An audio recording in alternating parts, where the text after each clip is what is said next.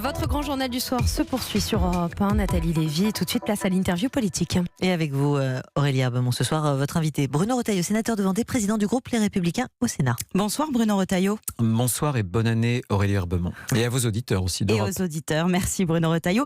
Le gouvernement accepte de travailler sur l'idée de la CFDT, une conférence de financement des retraites. Est-ce que c'est une bonne piste selon vous ? Non, c'est une mauvaise piste. Parce que, et je vais l'expliquer très concrètement pour vos auditeurs, qui sont les Français, qui sont soit retraités aujourd'hui, qui seront retraités demain. Le système à points, ça peut être le meilleur ou le pire. Parce que la valeur du point influera sur le niveau des pensions. Et la seule façon de maintenir de façon élevée la valeur du point, c'est d'avoir un régime équilibré. Or, si vous faites une réforme systémique, vous décidez le point maintenant, et vous remettez à demain les mesures paramétriques qui vont faire l'équilibre du système, eh bien, vous faites l'inverse de ce que tous les pays européens qui ont adopté une réforme systémique par points, par exemple le Danemark, par exemple l'Allemagne, par exemple l'Italie, tous ont fait d'abord le paramétrique, on se remet d'équerre, on se remet à flot, et ensuite on passe au systémique. Parce que la valeur du point, et en plus la valeur du point c'est un chèque en bois, parce que c'est en 2037 qu'on saura vraiment la valeur du point. Donc si vous dissociez la réforme systémique, vous décidez du point aujourd'hui, en disant demain, on verra bien comment on va bricoler le Premier ministre, quand même, rappelle que l'équilibre financier du régime est un objectif. Il ne dit pas, on oublie totalement l'aspect financier, attention. Mais c'est un objectif peut-être, mais comment il le réalise ? Aujourd'hui, on sait par exemple, au moment où je vous parle, le Fonds de solidarité vieillesse, c'est près de 4 milliards. Et c'est en plus le gouvernement qui l'a déséquilibré parce que quand on fait la désocialisation des heures supplémentaires, le gouvernement a oublié de compenser ce cadeau fiscal. Bien. Mais aujourd'hui, le corps nous dit, le Conseil d'orientation des retraites nous dit, voilà, ça sera entre 7-8 milliards à 2025 jusqu'à 17 milliards d'euros de déficit à 2025. Et après, tous les ans, 8 milliards chaque année de déficit. Eh bien, une réforme avec le point au bout, si vous n'avez pas un équilibre financier, c'est une catastrophe. Vous appauvrissez les retraités de demain. Donc, ce que vous dites ce soir au gouvernement, c'est surtout tenez bon sur l'âge pivot. Et bien sûr, et on le dit depuis le départ. Moi, je pense que pour ce qui concerne ma famille politique, il y a un objectif, c'est maintenir et garantir le pouvoir d'achat de nos aînés. Le gouvernement ne dit pas non plus qu'il veut baisser les pensions. Oui, mais sauf qu'il n'y a qu'un seul il y a plusieurs façons. Soit on augmente les cotisations. Les entreprises françaises sont les plus fiscalisées de toute l'Europe. Ça, ce n'est pas une option. Ça n'est pas une option. La seule option qui reste, c'est des mesures d'âge. Je rappelle que quand François Mitterrand arrive au pouvoir en 81, il descend de 65 ans l'âge légal de départ à 60 ans. À ce moment-là, il y a une espérance de vie de 74 ans. L'espérance de vie, aujourd'hui, elle est entre 82 et 83 ans. Voilà. Alors justement, chez LR, vous suggérez, votre proposition, c'est de décaler l'âge légal de départ en retraite, qui est aujourd'hui à 62 ans et qui passerait pour vous à 64, 65 ans au fur et à mesure du vieillissement de la population. Absolument. Mais alors, en quoi ça serait plus acceptable pour les syndicats qui, déjà, l'âge pivot, ne veulent pas en entendre parler ? En quoi votre solution serait meilleure pour le dialogue social ? Mon problème, ça n'est pas la CFDT.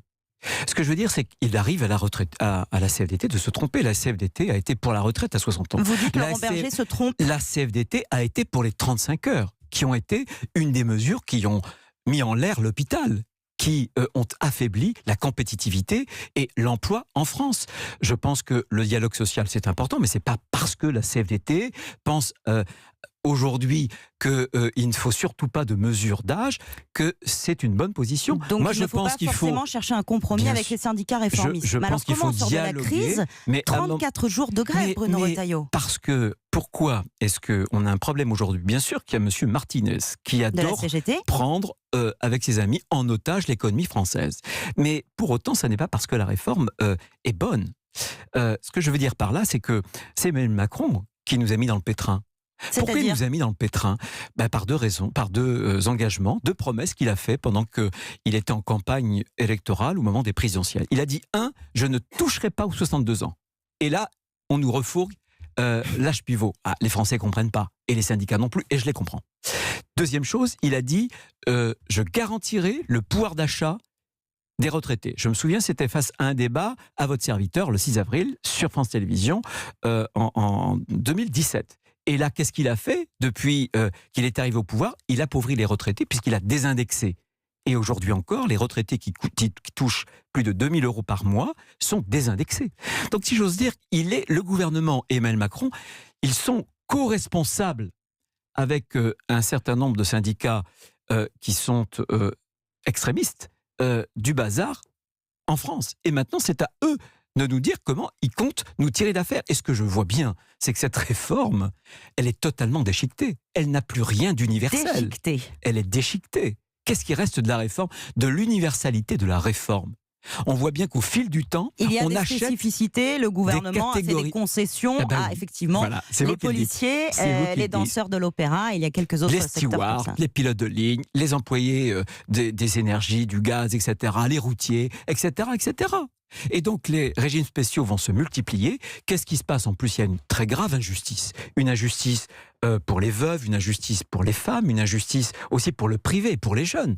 Parce que en réalité, vous êtes roulant à la SNCF aujourd'hui, vous avez un compte épargne-temps de 3 ou 4 ans, ça ne s'appliquera pas à vous avant 2050, alors que pour les salariés du privé, ça s'appliquera plus de 10 ou 15 ans avant cette date-là. Donc on voit bien que c'est le privé qui va payer pour le public. C'est ça la réalité de la réforme et vous de ne voyez M. Macron. Pas vraiment la sortie de crise. En attendant, on est donc, je le disais, à 34 jours de grève. Vous maintenez qu'il faut revoir le service minimum. On va devoir être très bref, Bruno Retailleau. Oui, je le maintiens, On ne peut plus aujourd'hui, parce qu'il y a un enjeu pour des Français qui sont les plus modestes, qui dépendent des transports publics. Je suggère qu'aux heures de pointe, le matin et le soir, donc on ait un tiers des services de transport public qui fonctionnent. Et je suggère aussi qu'on ait un remboursement, non pas un avaloir, un remboursement automatique.